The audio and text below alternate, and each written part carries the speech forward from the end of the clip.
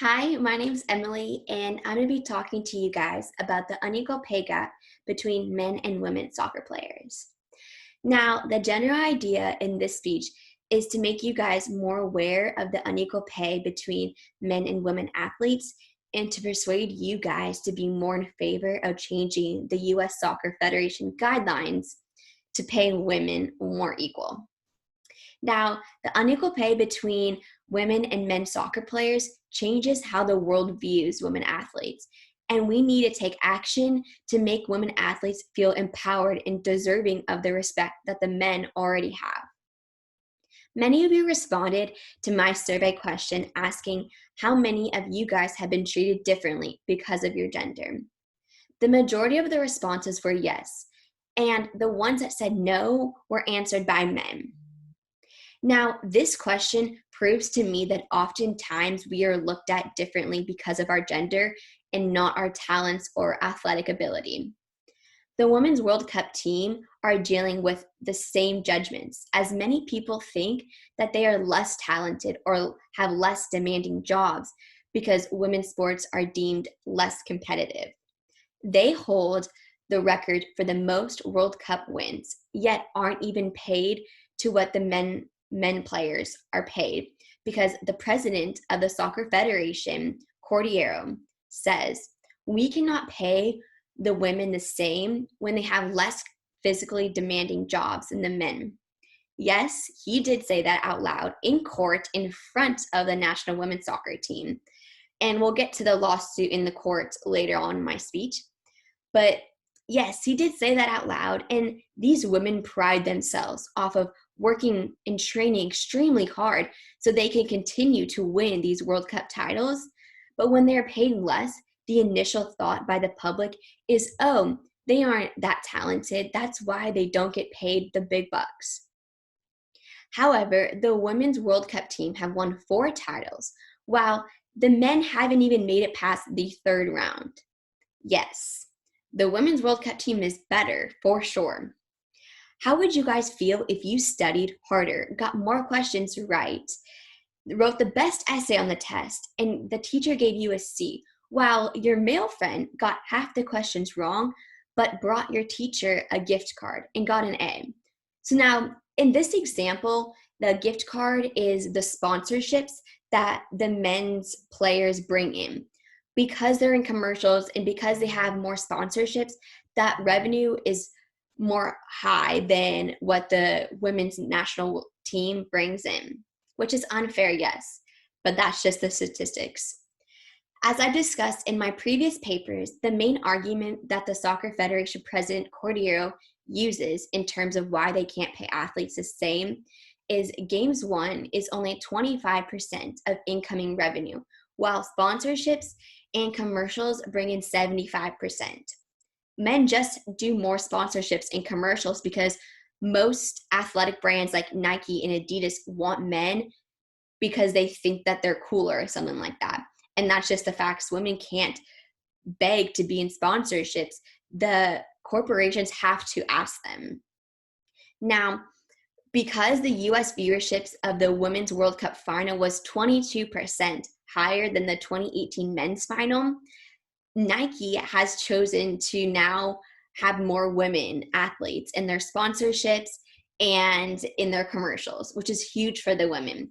And now in this video, it's going to be talking to you guys it's from The View, and the women are basically talking about how unequal the pay gap is.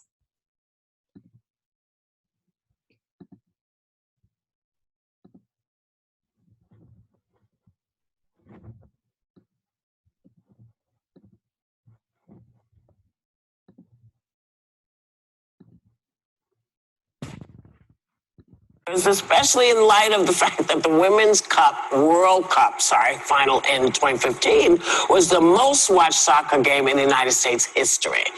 For that, they get paid 38 cents on the dollar compared to male players. Yes. 38 cents. On the dollar. On the dollar. Men didn't even qualify for the World Cup this year. Yeah. They didn't. The fact. Yeah. Terrible. When are they going to realize women do the same job, good or bad? Look,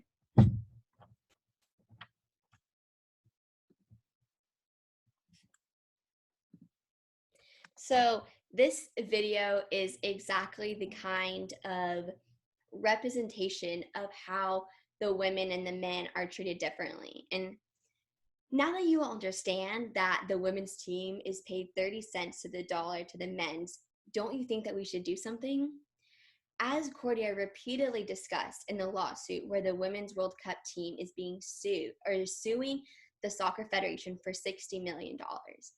That $60 million is back pay for what the women's team should have been paying if they were being paid the same as men. Now, Cordillera is using the sponsorships in the how Games One isn't as important as the other advertising stuff. But, however, discussed in the video, Nike is starting to want more women because it's now the Women's World Cup team now is America's favorite. So because little girls and little boys are starting to want to watch winning teams, they're going to start being supportive of the Women's World Cup team, and they're going to want jerseys, and they're going to want hats and scarves, and that's the kind of stuff that brings in the revenue. Now here's a clip from the Daily Mail of Hassan interviewing the World Cup players using his comedic humor to kind of show how ridiculous the pay gap is.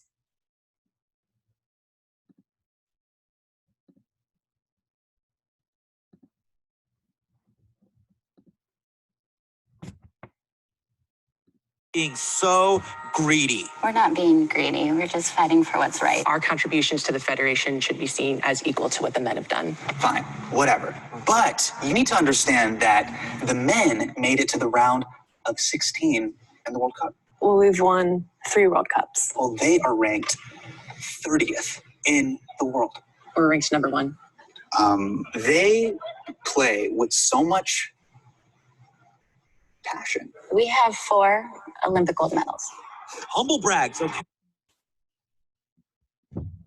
So that's just kind of like a funny video of an interview kind of exposing the Soccer Federation, saying like how much better the Women's World Cup team is compared to the women's national or the men's national team.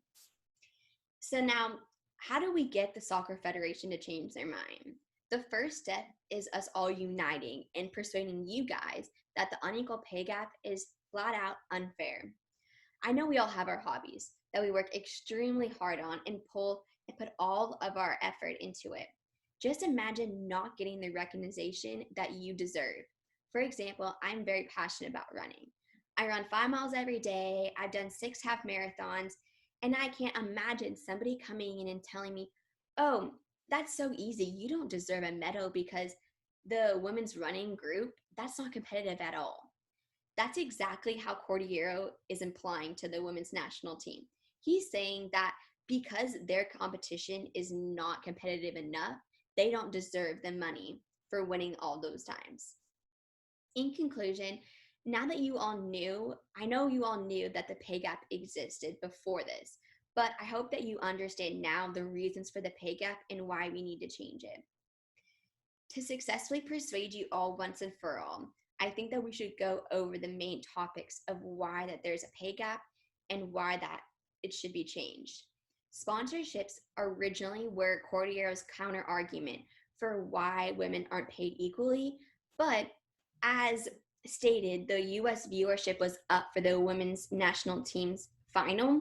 Therefore, more athletic brands like Nike and Adidas want to sponsor the women's national team, and therefore they're going to start bringing in just as much revenue as the men, or even more, because they have Games One on top of their revenue and sponsorships and commercials. Now, Cordier thinking that men and women's soccer players have different jobs it comes off as sexist, but he's saying from a statistical standpoint that men players have a different sort of competitive field than women, which is unfair, but that's his stance on it, and that's why that this evidence is going to convince him that he's wrong. Now, the different successes for the men and women's team is shown throughout my evidence that I've told you guys, as the women's team has won 4 World Cup titles, while the men's team hasn't even made it past the 3rd round. Now, I hope that you guys have gathered more of an understanding about the unequal pay gap and how we needed to start changing this. Thank you so much for listening, and I hope you guys enjoyed it. Thank you.